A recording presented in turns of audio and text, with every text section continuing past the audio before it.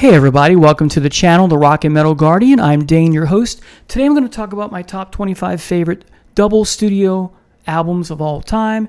And before we jump in, I want to talk about what I mean by that. There are two scenarios that qualify for this list, and there's one that doesn't.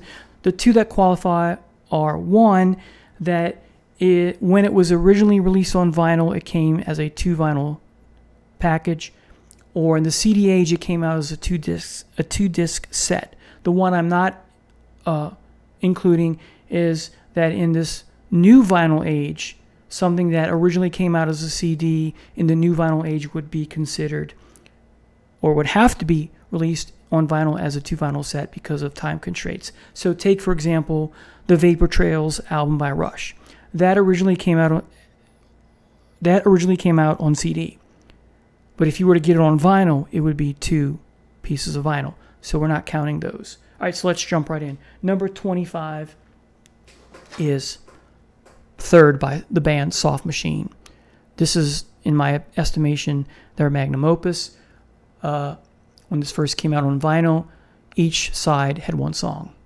So you have songs that are 10 minutes or longer. And it's psychedelia / prog. This is where they get more proggy. The first 2 albums are essentially psychedelia. This is fabulous. I usually have to listen, if I'm going to like something 90% of the time, if I'm going to like something that's in the purview of rock music or some subgenre of rock, I usually have to have someone in the band that plays the guitar. There's no guitarist here, and I still love it. It's that good. This is glorious progressive psychedelia music. So Soft Machine is the band. The album is Third, their magnum opus.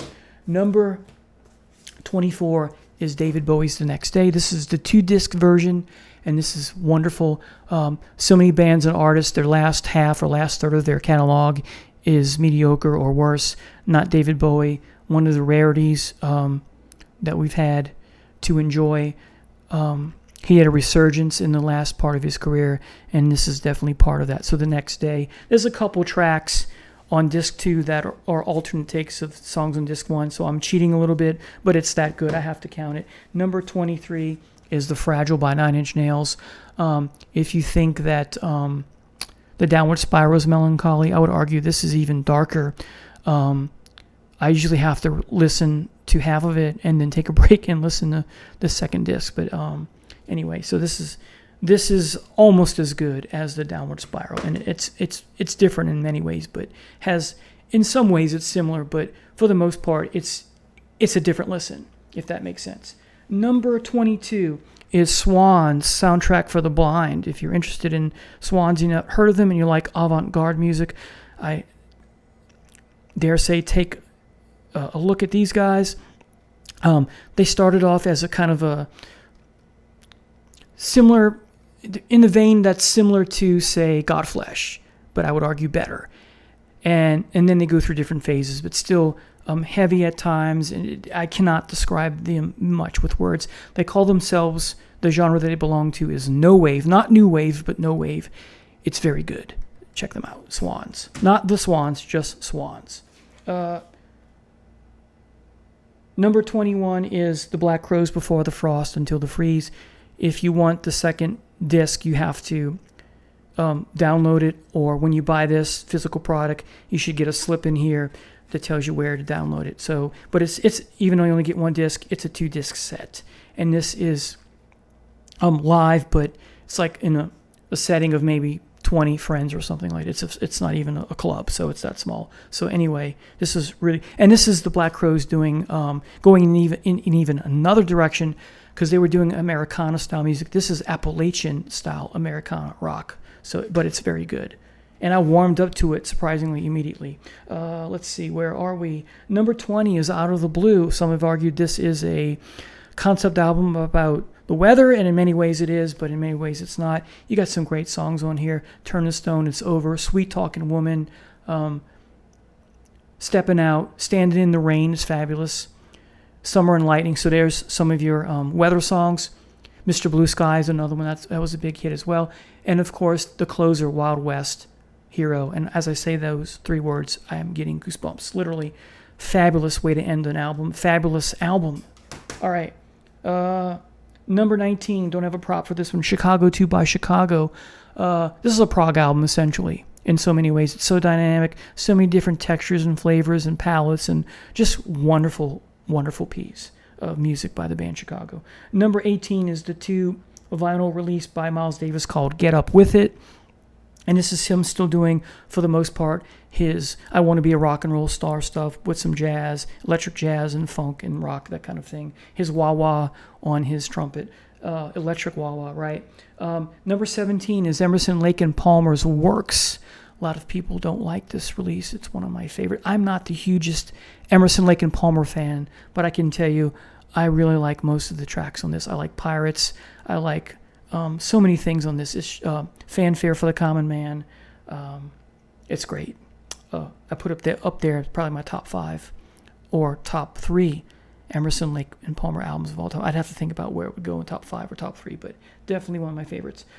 Number 16 is America Eats Its Young by Funkadelic. I'm a big funk person. I like funk music, traditional funk from the 60s and 70s. This is the best funk album, I think, of all time. And George Clinton and his crew firing on all cylinders. Check it out if you're not familiar with it. I also like Maggot Brain, this close to being my favorite, but this is where it's at. Number 15 is In Your Honor by the Foo Fighters. So I don't want to compare it to Physical Graffiti, but it's similar just in the small sense that one disc is a lot of heavy stuff, rock and stuff, and then another disc is your lighter acoustic driven stuff. With a little bit of rock. And there's only one song I don't like on this double CD collection by the Foo Fighters because it sounds like a Burt Bacharach song. But I love the song that Taylor Hawkins sings, "Cold Day in the Sun." I love that song. Sometimes I'll just skip to that song, but this is a great album, almost start to finish. Number 14 is the White Album by the Beatles, and I did a video last Friday on how I think the Beatles should have listened to what George Martin had said and excised a lot of the tracks. Despite the fact that I think a lot of the songs need to go, it still makes my list because even with those omissions, there's still like 17 or 18 songs, and it would be close to being a double, if not still a double recording. So the White Album. Number 13 is Bitches Brew. This is the 4-disc set, but originally came out as a 2 CD set, and you got John McLaughlin tearing it up, and just start to finish, just great album all around. The beginning of the electric period for the most part, although there was a hint of that, the 2 albums that came before. Quadrophenia from The Who. There's some filler on here, but great bookends, I Am the Sea and Love Reign Over Me, and almost everything in between is fabulous. Oops. So that was number 12. Number 11 is And Justice for All by Metallica. When this first came out on vinyl, it was 2 vinyl records. This is the disc version, 3-disc version. But if we just stick to the original 9 tracks, what can I say? Metallica doing progressive metal with, sections that are like movements to some of these pieces and motifs and all that. Very orchestrated metal, if you will. That's what I call it. So got to have that on my list. Number 10 is The Lamb Lies Down on Broadway. While Tony Banks' best piece of all time, in my estimation, is Firth of Fifth, everything on here is a very close second. And then the whole album as a whole, except for the last song, is just fabulous. Got to have this in my list. So Genesis, The Lamb Lies Down on Broadway, one of the best concept albums of all time. Tommy by The Who, number 9. Need I say more? Great from start to finish. Great songs, great short pieces that connect the longer pieces, just all around. Daltrey and crew at their best.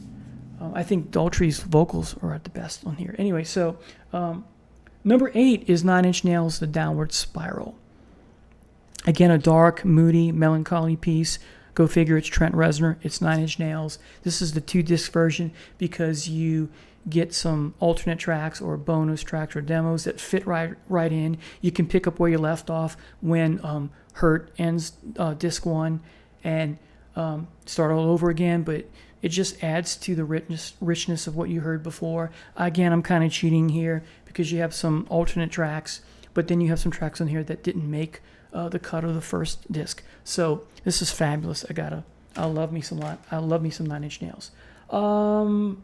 Number 7 is The Lost Crows by the Black Crowes. Here what we have is a 2-disc set, and there's the tall sessions and the band sessions, and one of them, I forget which is which, but one of them were tracks that never made it onto other albums, and then the other one is alternate takes of songs that you find on Amorica and one of the other albums or two. So this is, if you're a Black Crowes fan, this is a must in your collection. I got to get another copy of that, and right now it's kind of expensive. Number 6 is Goodbye Yellow Brick Road. There are a couple tracks on here I don't like. For instance, I don't like Roy Rogers or Social Disease, but everything else on here I think is awesome. This is a magnum opus, despite the fact there are 2 songs I don't like. And you have underrated sleepers like All the Girls Love Alice and The Ballad of Danny Bailey. So, great album. All right, number 5 is Chicago Transit Authority, their very first album. Very similar in vein of what you have with Chicago 2. This is my favorite of all the Chicago albums with Terry Kath. I don't like much that comes after Terry Kath's passing. Too poppy and just not what I love about Chicago. And I was introduced to Chicago at an early age, thanks to my mom and dad, and it's always been with me. And you just have so many different flavors and textures and palettes at your disposal on, the first 4 or 5 albums. And this one is the best. It's the richest one, in my opinion. So Chicago Transit Authority, still with the original moniker on that first album. Number 4, Exile on Main Street. This used to be my number 2. But this is a great album from start to finish, as most of these are. What a way to start an album with Rocks Off and Rip This Joint. And then, what a way to close an album with the 2 songs Shine a Light and Soul Survivor. But it's fallen a little bit, but this is still top 5, top 4. Fabulous album. An underrated gem on here is Let It Loose.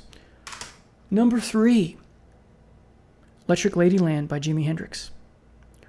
Originally came out as a double vinyl release.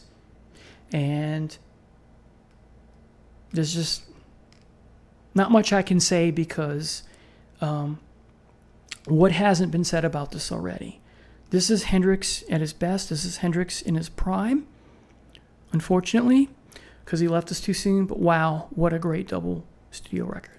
All right, number 2, Pink Floyd's The Wall. Great concept album.